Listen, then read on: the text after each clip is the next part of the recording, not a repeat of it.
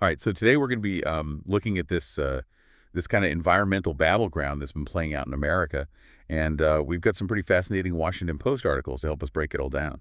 Yeah, there's some really interesting stuff here. It's not just about, political back and forth. It's like real tangible impacts on the environment and Right, communities. yeah, like the future of the planet kind of hangs in the balance. So these articles, we kind of paint this picture of a tug of war, between what Trump did and what Biden's trying to do before he leaves office. Yeah. Where do we even start with all of this? Well, ANWR is a good place to start, the Arctic National Wildlife Refuge. It really shows how, these political decisions have a huge impact on these delicate ecosystems. Oh, yeah, ANWR. That's that massive area in Alaska, Right. right? Like with polar bears and caribou and all that. Exactly. It's been this huge debate for decades, drill for oil and gas or protect this amazing biodiversity. And the Trump administration really pushed for that drilling, huh? Yeah, for sure. In 2017, the tax bill that Trump signed actually made it a requirement to have oil and gas lease sales in ANWR. It was a big win for the oil industry, but a huge loss for And environmentalists. didn't Trump, brag about how much oil was there? Yeah. Even comparing it to, Saudi Arabia? He did, Yeah. yeah, but his estimates were a bit, let's just say, optimistic. It was definitely a way to kind of sway public opinion and downplay the environmental risks. So knowing that mandate's in place, what can Biden even do to protect ANWR? Well, it's tough, but they're trying to minimize the damage. So even though they have to hold another lease sale legally, they're only planning to offer the bare minimum acreage, which is like 400,000 acres, just a tiny fraction of the whole ANWR area. So it's like a balancing act, huh? Follow the law, but try to protect the environment as much as possible. Exactly. And they're also really focused on protecting critical habitats within ANWR, the areas that are essential for certain species to survive. Plus, they're working with Alaskan Native communities to make sure their needs are met. Those communities rely on the land for their way of life, for food and cultural practices. It's a good reminder that it's not just about, nature in some abstract sense. It's about real people and their lives and cultures, too. Absolutely. It's all about finding that balance between different interests while making sure the planet is healthy for the long haul. Right, because at the end of the day, that's what matters. So it seems like the Biden administration's in this tough spot trying to fix things, but also facing all these roadblocks, legal and political. Yeah, it really is. Like they're racing against the clock. The Washington Post actually used the term Trump-proofing to describe how Biden's trying to protect his environmental policies before the new administration takes over. Trump proofing, that's a pretty strong image, huh? It is. So what does that actually look like in practice? Well, it's a lot of activity across different agencies, especially the EPA, the Environmental Protection Agency. They're trying to finalize all these rules and regulations that would be hard for the new administration to just get rid of. Okay, so give me some specifics. What are some of the big areas they're focusing on? Well, one of the main things is limiting oil drilling, not just in ANWR, but in other sensitive areas too. They're also working to protect the sage grouse habitat. That's a bird whose population has been declining because of habitat loss. Right, trying to protect species and their homes. Makes sense. Yeah. So what else are they working on? Public health is another big one. The EPA is finalizing rules to restrict the release of certain toxic chemicals, Hmm. like perchloroethylene, which is used in dry cleaning, Hmm. and trichloroethylene, which is found in some cleaning products and refrigerants. They've been linked to some pretty serious health problems. Dry cleaning. Seriously, I had no idea. Yeah, it's one of those things you don't really think about, but it can have a real impact on the environment and our health. That's why these regulations are so important.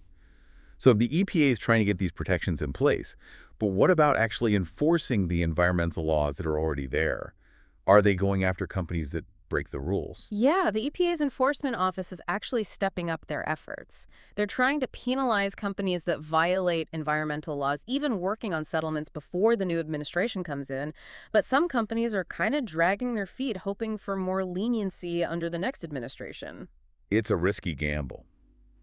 Betting that a new administration will be more sympathetic to their industry, but it's the environment that ends up suffering. Exactly. And it's not just the EPA. The Department of Energy is also playing a big part in all of this. Oh, this is where it gets really interesting. Yeah. Tell me more about what they're doing. Well, they're in the middle of this study on liquefied natural gas exports, or LNG. They're trying to figure out if continued U.S. exports of LNG are actually in the public interest. LNG exports. I remember hearing about that. Yeah. Why is this study so important? Well, because exporting LNG has a big impact on climate change. Expanding the infrastructure for LNG could mean decades more of increased greenhouse gas emissions. And that's the opposite of what we need right now when we should be moving towards cleaner energy. So this study could be a turning point. Yeah, potentially. If it says that LNG exports aren't in the public interest, it could give environmental groups more power. They could challenge the approval of new LNG projects and potentially block billions of dollars in investments.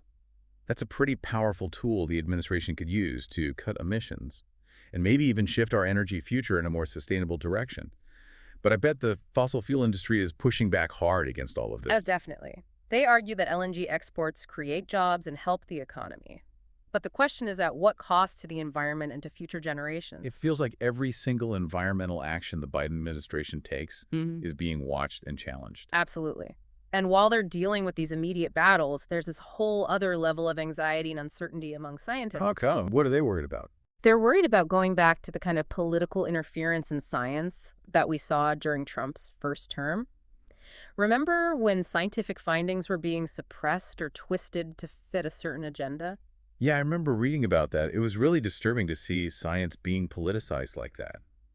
It should be about objective truth, not pushing an agenda. Can you remind me of some specific examples? Yeah, it's kind of scary to think that objective truth could be twisted like that just for political gain.